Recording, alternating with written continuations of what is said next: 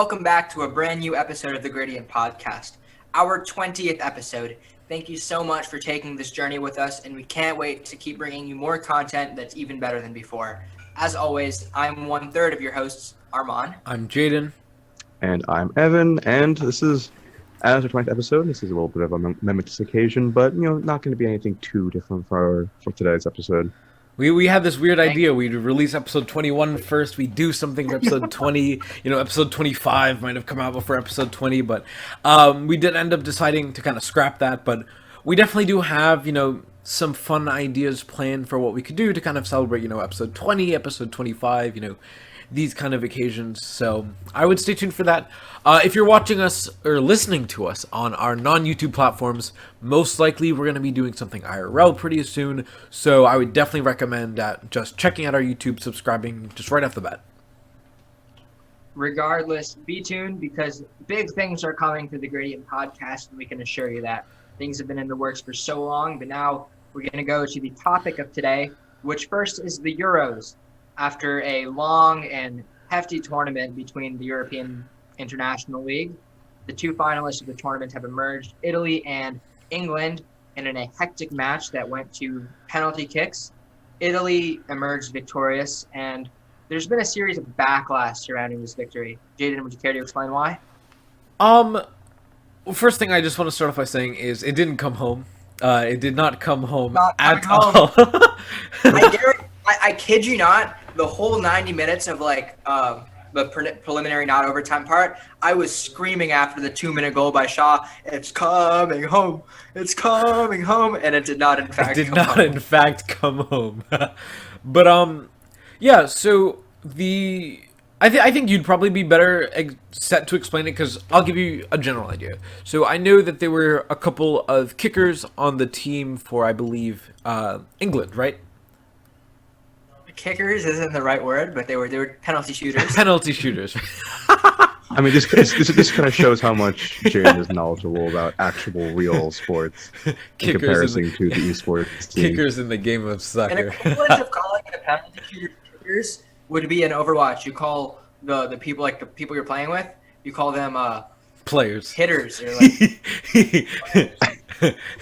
basketball player. All right. Well, so to get back on track, the England and Italy, the score inevitably went out to 1-1, so they had to go into penalty shootouts. My apologies. And of the 5 shots that the team of England was allowed to take, 3 of those were missed by black players on the English team, and so which inevitably led to them losing to Italy. And this has caused a lot of racial backlash to those 3 specifically black players. And to put it into perspective, these players were 19, 21, and 23 respectively. So this was one of, if not their first major tournament. I could be mistaken about that. And on the team, they were the young people on the veterans. So to begin with, putting them on this big stage in like a international tournament, I'd argue the second biggest tournament in soccer under the World Cup, is ridiculously insane for Saka, Rashford, and Sancho as their names. And they were the last 3 to take it for England, while England had to lead at first, and all 3. One of them missed the penalty and 2 of them got blocked, but they've all been categorized as missed penalties. And then immediately in England, there's been a large response of racial backlash because the 2 players who made their penalties earlier were white, and the ones that missed it were African English. Is that the term to use? I guess you could just use black. Yeah. Honestly. I think, just from the short little summary that you've given me, I see where a racist person would make the assumption that it had to do with the race of the person, but I think any rational, well-abled thinking person, right, would come to the realization that more times than not, this had nothing to do with the race of the person. You mentioned that they were young players. You can maybe attribute it to nerves, the fact that, like you said, they've never been on a stage like this. But I think my take, at least, is that, people who've made the claim that this was because they were black, this was because, the color of their skin, were just people who have inherent bias and racism towards African Americans, black people, just in general. Amon, can I ask you a quick question? The 19-year-old, what was his Yes. name? His name was Bukayo Saka. That is likely pronounced wrong. I know the last name is Saka. Yeah, he was the final person to attempt a shootout, correct? I am not 100% sure of the order. I remember watching it then, but I don't want to put any false information out there. Yeah, I remember know watching that. live, and the final kicker, or whatever the official title is, for England for the fifth and final chance of getting a penalty shot was like one of their youngest players, and I'm pretty sure it was a 19-year-old. And to be 19, only have been playing at a professional level for so long, to have all that weight on your shoulders, all the nerves completely destroying you mentally. I mean, at that point, race doesn't even begin to come into play. I mean, not that it does at all. Make it sound like it does, which it doesn't. But yeah, man, the amount of nerves, just a young guy, barely been playing professionally, having all the weight of the world on his shoulders. I mean, that is just a nightmare scenario for anyone, let alone someone as young as he is. So, I mean, that's just something. Just a difficult scenario to be in, regardless. What was the? So to illustrate the exact situation. I was gonna ask. What Would you was? like me to go? Yeah. What was the? What did people say? What was the actual backlash that happened? So I guess in bars and on the internet, there was just a uniform idea, like, oh, because these people are black, they missed, or like, I hate them because they're black and they missed their penalties and they lost it for England, right? Well, racial slurs being which- used, of course. Yeah, I believe the slurs were trending on Twitter and like all over the internet, and it prompted a response on social media as well, that like we shouldn't do that because of their race. Obviously, it's something like that should be obvious, that had to be pointed out on social media by a variety of platforms. It does not need to happen, right? This should be universally known. And to illustrate the situation a little bit further, in the final penalty, it was 3-2 in favor of Italy, which means Italy made 3 of their penalties and England made 2 of them. And the last kicker for England was went to take their penalty, and it was a decent penalty shot. It was just blocked. The goalie guessed the right way. Now, I'm going to go through my perspective on this a little bit, and it's a little bit different, but it has the same premise. First of all, I want to preface it with the fact that people, like athletes everywhere, are ridiculed for their underachievements in sports. We made fun of the Seahawks when they decided to pass on the 1-yard line in the Super Bowl against the Patriots. And I think we can all vouch for that you have the greatest running back in football at the moment, and you pass the ball. It's a bad decision. Earlier in the tournament too, when the supposed best player in the Euro League right now, as some would argue, Mbappe, who won the World Cup years back for France, he missed his penalty shot, and it lost France the tournament as well. So I think that it's understandable that these players got ridiculed for missing their penalties, but if to tie it back to the race is inherently wrong, and that's where the toleration should not be crossed. I mean, I just kind of go back to my point earlier, where you think this, you say this because you're racist. This isn't like, only after this you feel this way. I don't think that, I mean, I understand that, people in Europe take their sports, take their soccer, their kickers very seriously. But even still... Sorry, their football, you mean. Their football. My apologies. Football. But I think that even still, basic human decency, understanding just human rights as a whole, for you to think this and kind of feel this way, it's not something that is going to come from soccer alone, football alone. And if it does, I still think that, it comes down to inherently being racist as a person, because like I said, any reasonable thinking person is never, ever in 100 years going to come to this conclusion that 2 people are going to miss field goals simply by the color of their skin. It's not something that makes sense logically. It's almost a scapegoat, if you will, to kind of put the blame onto someone. And it's a mix of it being a scapegoat with, like I said, just the racial beliefs of someone. Yeah. So, Jaden, this is for you, a sort of like a follow up on that. Since it was so like universally at a time, like argued that like, oh, I hate them because they miss and they're because of their race and whatnot. Do you think that whole body, like as a whole, is just inherently racist, or do you think it was a figment of mob mentality where a few people brought up that idea and it was just followed for the sake of being followed, as a lot of things are and trends and whatnot? I'm not gonna attribute this to mob mentality, because here's how it's gonna work. If somebody says, if somebody, the original person who had this idea, said something racist, even if you are going along with the crowd, whatever the crowd happens to be saying, just because everyone else is doing it, it doesn't make you not a racist person, right?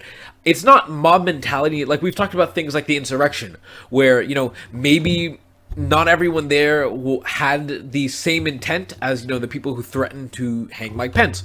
And maybe some, were kind of roped in because of mob mentality. But when it comes to something so basic as understanding human rights, understanding human decency, understanding that we as a world are so successful because of our differences, I think that it's not mob mentality. It is just, if you agree with something like this, regardless of how many people think it, you are part of the problem. You are inherently racist. I do agree. Yeah. I mean, I hadn't really followed much of the Euros. The largest significance that has played in my life is that after Italy won, we got pizza. My family. So we're like, oh, Italy won. What would you have done if England won? So yeah, we got pizza, like a chicken parm and meatball sub, because Italy won. We were like, should we get a fish and chips or anything like that? But like, English food isn't known for its quality. No offense to all our English fans, if we have any. I doubt it. Hold on, listen. Hey, if Libyan soccer fans are there, big ups to you guys. All the Libyan fans. So to explain what exactly that means, we were notified that the Gradient Podcast, us truly, your favorite podcast, I'm sure, to our dear listeners, was ranked as the #1 listened to podcast, news and commentary podcast in Libya, the #2 news podcast in Libya, and I believe it was the 69th ranked. Yes, 69th podcast overall. Which, all in Libya. To us, this was very surprising.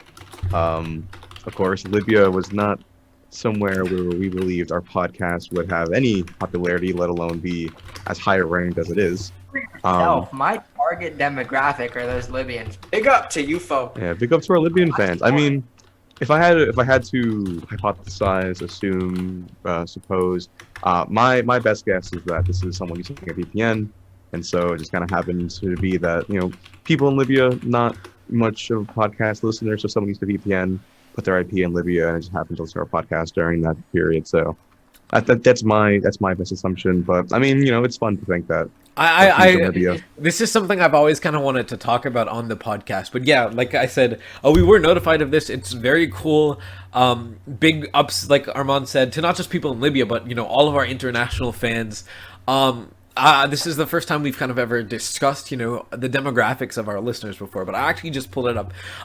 So 96% of the people who listen to our podcast are from the United States. We have people in Florida, Washington, Ohio, Texas, Virginia, Alabama, Pennsylvania, California, Tennessee, Georgia, Wisconsin, Massachusetts, New Jersey, Illinois, Michigan, Louisiana, and New York. So first of all, that's... You really just listed a bunch of states.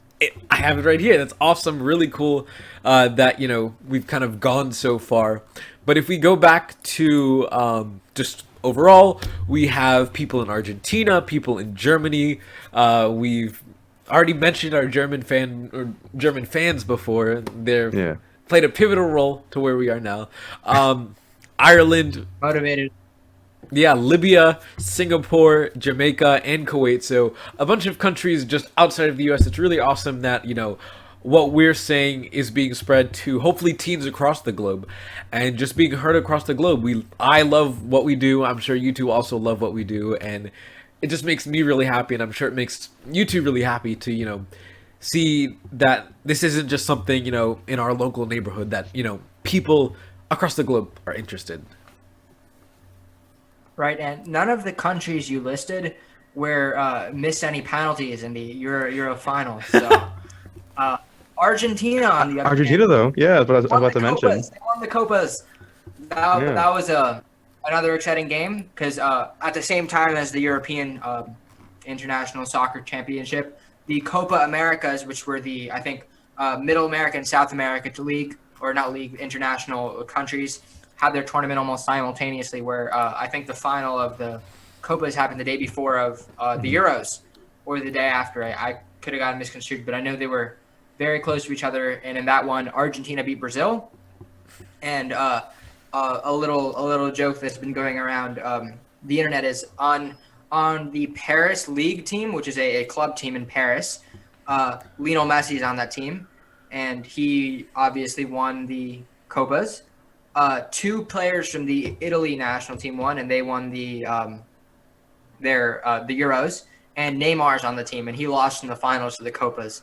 So it's a little joke going around TikTok right now, where it's like the whole team is together and they're all celebrating winning their like specific international tournaments. Meanwhile, Neymar is kind of just like, all right. Neymar is just the guy in the corner on the part on his phone, just scrolling. Just doesn't want to look at anyone.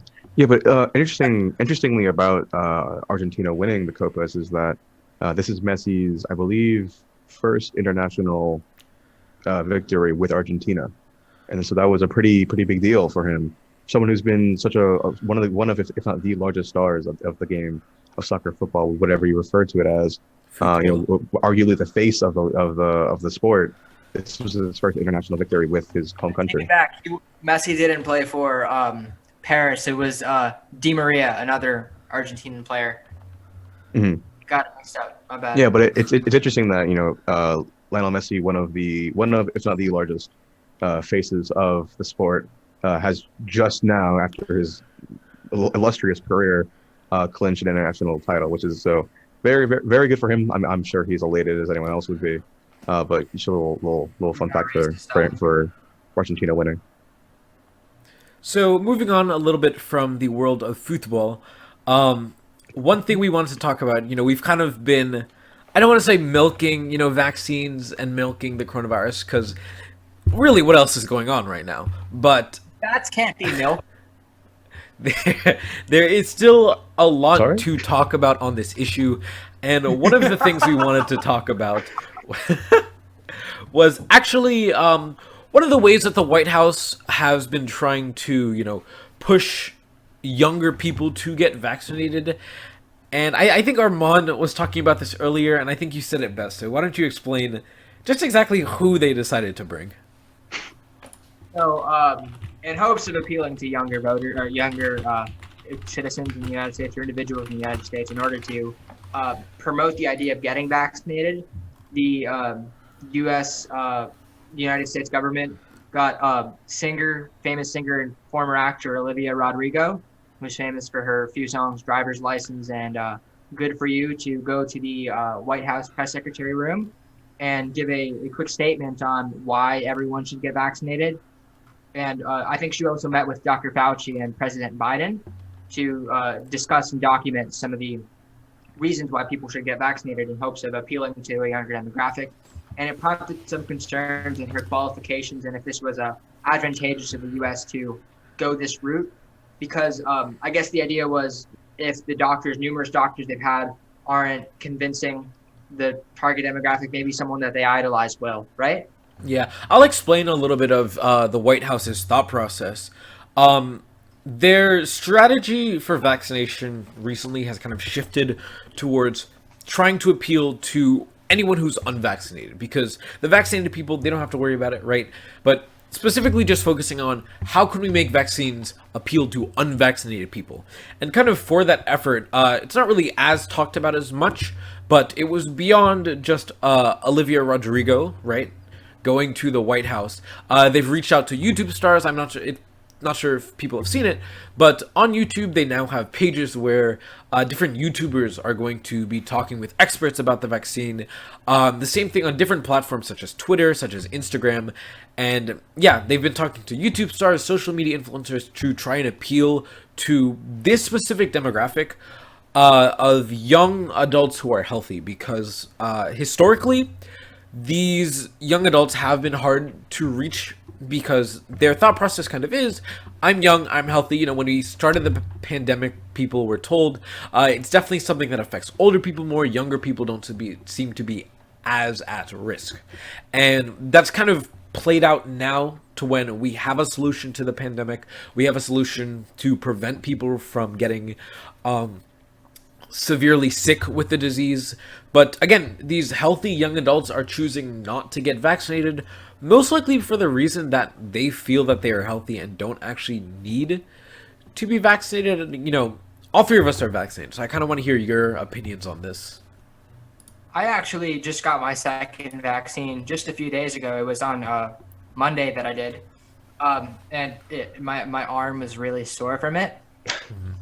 But I think the real thing that tipped me over the edge is when I saw Bryce Hall speak with people. Actually, no, I'm really kidding. I just was a little bit late to get it for some medical reasons. But I do think it's a good strategy because I guess the younger population have like this conform idea that, there's like a 99.999 whatever percent that I'll be okay, nothing will happen, and it might be better for me to not get the vaccine and don't risk the side effects, right? Get the vaccine. It's you're being considerate to other people, to the older demographics. You might be carriers for them. It's less for you. It's more for the entirety of the population as a whole, so we can go back to normal society. And that's been the uniform idea throughout since the vaccine just started being a mainstay in the U.S., where it was you got to get vaccinated so you can help everyone get back to normal. But that idea that it might not be necessary for some people is inherently flawed, because it might not be helpful to you, but you're still playing a part towards bringing everyone together, right? Yeah, I mean, not to dwell on it too much. I mean, because it's something we talked about a lot. But getting the vaccine isn't a difficult nor arduous process. It's 15, 20 minutes out of your day, twice. Yeah, Right? run over to a run over to a CVS, get it. It's free. Like They haven't. I think real quickly. We said run over to CVS, but one of the things that the country has been good with is making these vaccines available. They are at CVS, they're at Publix, they're at Walmart, right? Walmarts are everywhere. There's bound to be a vaccine literally place everywhere. near you. Right?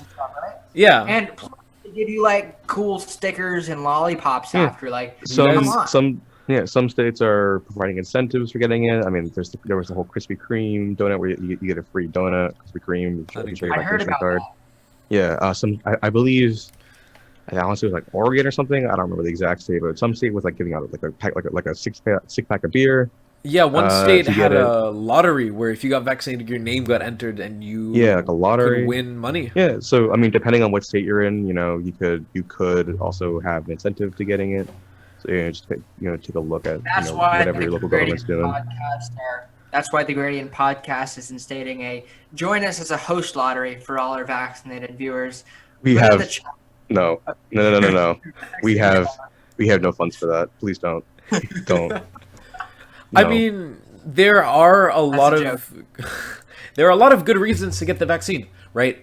But regardless of any incentives that people provide you, I think not only getting the vaccine to keep yourself safe, but keeping your loved ones safe, keeping your family safe, allowing us to get back to normal where, you can see your grandparents, you can see people that you haven't seen in a long time that you have to stay away from, to kind of be precautious, where it's more than just getting Krispy Kreme donuts, getting the lollipops, which I did not get, getting your name into a lottery. What's the point of the vaccine? Right. No, I want my lollipop. All right, I don't care about these old people. Give me my lollipop. I demand it. Nah. I think we're like steering a little bit more towards our old vaccine episodes and COVID episodes, but we want to go back to the U.S. strategy to get these, icons of the younger generation to try and promote the idea of getting your vaccine. So, do you guys think it would have been more beneficial to have another doctor like Dr. Fauci or another credited doctor in the vaccine COVID process to speak opposed to Olivia Rodrigo? I mean, at this point, the American people have heard plenty of doctors tell them plenty of times to get the vaccine. Another doctor would have been nothing new. Of course, they have the credentials, but I mean, relying on celebrities to spread a message has been shown to be largely effective for the most part. Taylor Swift had a whole, register to vote campaign that did wonders for getting young people registered. Lin-Manuel Miranda had the same thing, yeah. Mm-hmm. Yeah, I mean, like relying on celebrities to for political aid is not anything new, nor is it ineffective. It's a very effective strategy when used correctly. And so, I think the only main concern is that like Olivia Rodrigo fans, they're more of the ages of like 15 to 19, I would say roughly. I mean, I'm not a marketing strategist for Olivia Rodrigo. I can't say the specifics, but I had to reasonably assume it'd be like that kind of demographic. And so I'm not really sure exactly what the vaccination numbers are looking at for that age group. I'm pretty sure they're actually fairly high from what I've last seen. But I mean, like, honestly, my biggest takeaway from this, the pictures are funny. Seeing Olivia Rodrigo in like the press secretary, podium, I think it's hilarious. Yeah, I want to add real quick that, like Evan said, celebrities have been used for like political activism for a little bit, and it's not just in politics. It's the same thing for like high-level business as well. You see LeBron James is like the guy on the Sprite commercials all the time. You have Shaq as the general insurance guy in the car in those commercials, and you have Terry Crews as the gradient spokesperson, and it's just become so common and so effective that when the government does it, the similarities are very true and very strong. But on the other note, it is kind of like she's giving us all this information like she's an expert, right? Yeah. And she spoke very well about it, but that's where the comedic relief is coming from in that instance, Vaccines are good for you.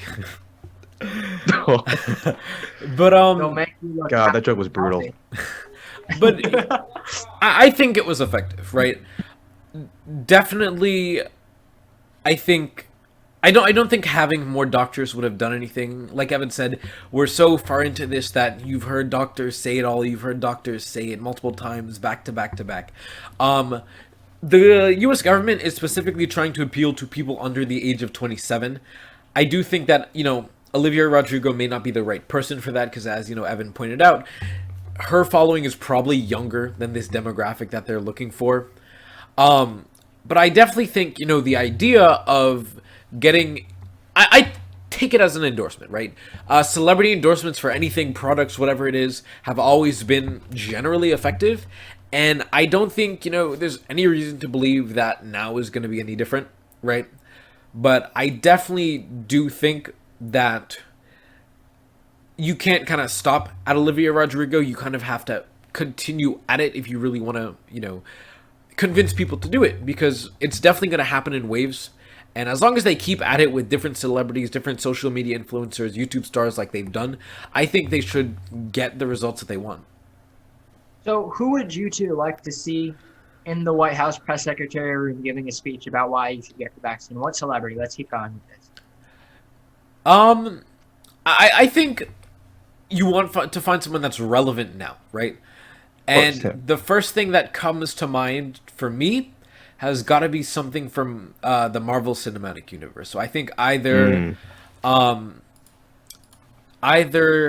you're gonna hate me for this, right? But either the actor that plays Black Widow or the actor that plays Loki. How do you not know? Yeah. Her I said you would hate me. I said you would hate me for it. Okay, but them, Tom Hiddleston, Scarlett Johansson. This guy. Tom Hiddleston, I like. Yeah, Tom Hiddleston. Yeah, I mean, honestly, like any of those actors, Robert Downey Jr. Have you guys seen episode 6 of his show? By the way, I haven't watched Loki. No. Yeah, I'm behind on this. Yeah, but like I think any of the MCU actors, Robert Downey Jr., Chris Evans, Chris Hemsworth, all the Chris Pratt, all the Chris's. Honestly, like Tom Hiddleston, Scarlett Johansson, any of them would work wonders. Maybe not Chris Pratt. People don't tend to be huge fans of his for whatever reason. Because he's like actively and like openly Republican, and that's why. Yeah. But yeah, like, I guess besides Chris Pratt, any of them would kind of work. All the Chris's except for Pratt. Yeah, exactly. Yeah, but I mean, yeah, like Chris Hemsworth or Chris Evans, definitely Robert Downey Jr. I think would probably be the best fit. He seems like everyone loves that guy. So I don't yeah, I know. mean, I think just if we're talking Evan, about like most go a effective, different route. it's gonna be them. It's gonna be them. Go a different route. Jaden said MCU people. Give it a different one, and I'll go. Um, Jennifer Lawrence. That's my first. Or like Ryan Reynolds. People I love like Ryan Reynolds. that in his Deadpool costume. I Yeah. don't know about the Deadpool guy. Maybe. Well, you said to stray away from the Marvel Cinematic Universe, and here you are. Rick, Putting, Is he part putting of words it? in my mouth. Deadpool. Rick and Morty's Right, been I think for their new season they've had advertising everywhere, right? I don't think a vaccine campaign should be any different. So, you all are very much wrong about who should be the spokesperson, right? You need the 3 members of the Blue Man Group to do a routine in the White House secretary room, and then end it with just a bunch of vaccine being thrown on the audience. That's ridiculous. Yeah, it's just like their usual act, but instead of like those paddles, it's just needles. Gosh, I mean, How amazing would that be? that'd be ridiculous. I haven't- Absurd. I Just haven't- like your humor. I haven't seen the Blue Need to Man watch Group in that. a while, honestly. I think the last time I was in Boston, I saw them. Oh wow. Yeah, I was like, I've never seen a show. but Yeah. yeah, Do you think they're blue outside of the shows too? no, No. they're not blue outside of the shows. They're not naturally blue men. You think Scarlett Johansson Hey, but walks that'd be around a in great black occupation. spandex 24/7? Do you think Chris Hemsworth can actually shoot lightning bolts out of his hands? You think How Ryan pushing it up? Reynolds No. is that sarcastic IRL? No. Probably. Probably. But even still, the campaign, I think, is going to be effective, right? It's been effective. Things of its kind have been effective in the past, and I don't think we have any reason, to believe otherwise, like I said. And, we all had good ideas of who the White House should bring to promote vaccines. I have a new one. But in no. reality, they're all bad ideas. Just have them call us. No. This is a good one. This is a good one. What's your I idea? think you know how Stan Lee makes cameos in like every MCU movie? I think you should have Dr. Fauci make cameos in a bunch of random like movies and TV shows and just vaccine card or like syringe You know in his how hand. poorly that would date a movie? a big plot moment's happening, and Fauci's just in the back. Get vaccinated. I'm sure Quentin Tarantino can work it in wonders and Inglourious Basterds somehow. Just cutting the Nazi scope off. And it's like, by the way, get your vaccine. On the corner of like Brad Pitt's shoulder, holding up a vaccine card. Good talk. Yeah, I think if Fauci made a cameo in Django Unchained, it would fit right in. That's Now ridiculous. Ford buys his drugs in The Wolf of Wall Street from Fauci, and it ends up being more vaccine. This is absurd. I mean, these are all good ideas, but like I said, there's only one good idea, only one thing that's gonna work. Thanos snaps his fingers, and everyone have to. Oh my god, he's Still going. He's still going. But no. Listen, the White House, have them call us. Our emails in our Twitter bio. They know who to call, right? Now, listen, we will get so many American teens, American people under 27 vaccinated. We'll call our friends in Libya, Argentina, Kuwait. We got everyone. Okay, we got everyone. Trust me. Just reads the whole list again. Entire population of Libya is vaccinated. Call us, and all of Libya is completely vaccinated. Surely. That's a gradient guarantee. A gradient guarantee. Oh no. But I mean, what else is there really to say about this topic, though? I mean, it's a weird decision. I do have one more comment. Jaden, your Olivia Rodrigo jokes, they gave me a sour taste in my mouth. Listen, that was actually on a news article itself, right? I'm pretty sure the slogan they used was "Get vaccines; they're good for you." I've never listened to the song. God. I've never heard the song. I think that's clever. I like it. What other clever puns can we make? No, please, no more Olivia Rodrigo jokes. Pull up the album real quick. Song by What's song. with this one? Here, will this one work? Let's see. Forward and 3 steps back. 2 CBS vaccine. Here, I don't think that let's was see. the right words, but I think it's like 1 step. Who knows? Here's the album. Sour. No, All right. We're not going through all our songs. Vaccines trying to figure are out not the pun for brutal. each one. Right. I think our time would be better set figuring out Fauci cameos. This has gone completely off the rails. Hold on, I gotta try and piece with Hey, hold Sam on. what you Here's have just one. Here's just one. together. Here's just one. Okay. Enough of you. But if you're a vaccine, you can come over. There you go. There you go. That's all they need. So now that all 3 of us are vaccinated and the COVID-19 is hopefully starting to wane. We've heard hopefully. Sorry, we've heard some reports that aren't too optimistic. But now that COVID-19 is hopefully waning, we're all 3 of us are vaccinated. Maybe we can start looking forward to in-person recordings. I mean, that's going to be an exciting venture. Hopefully that we can set out on. Originally, the Difference podcast was not to be recorded virtually. It was intended to be a in-person podcast. Of course, with COVID, that was infeasible. But now that we're getting back to normal, it's going to be an exciting thing to look forward to. Is being able to record in person again, or not again, but for the first time. I mean, yeah, we actually really haven't recorded in person. I think it's gonna happen. We've been planning for it for so long. There's still a couple things we need to iron out, get done, finish, buy, purchase. But even before we can actually, formally record an episode together, I think there is still IRL content that you can expect because we have a lot of ideas. Episode 20, episode 25, whatever milestone we want to set. There are things coming, like Armand said at the beginning. And the only, real way to stay up to date with it is follow us on YouTube. Make sure you're subscribed because a lot of the video things kind of have to happen there.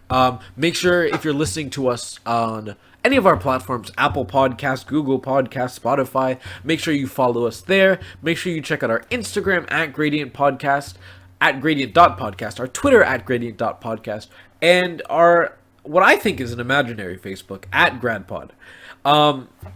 With all that said, it technically exists. So there's a Missing one of our socials. The You're missing one subreddit. of our socials. What's our other social? No, our Connect You Libya account. Libya Connect. Listen, what there Actually is one more. There- The Gradient Podcast subreddit. Yeah, that's true. I've yet to look. It's blowing up. Still, just trust I believe, me. has yet to have It is any. blowing up. Trust me. We just haven't looked. But there is actually one more social, right? If you're watching the podcast, you enjoy it. It really, really, really does help us out. To tell your friends, just to let people know. Share it with others. I mean, the best marketing and best, advertising is always going to be word by mouth. Just let people know we love new fans. We love bringing them on. We love getting, to talk to them and engage to them all the time. But there's just so many ways to support us, so many good things to look forward to. A lot of big things are going to be happening soon. So as always, I'm Armand. I'm Jaden. And I'm Evan. Thank you for listening to what is the 20th episode of our podcast, and we'll see you next time for episode 21. Thank you so much for watching.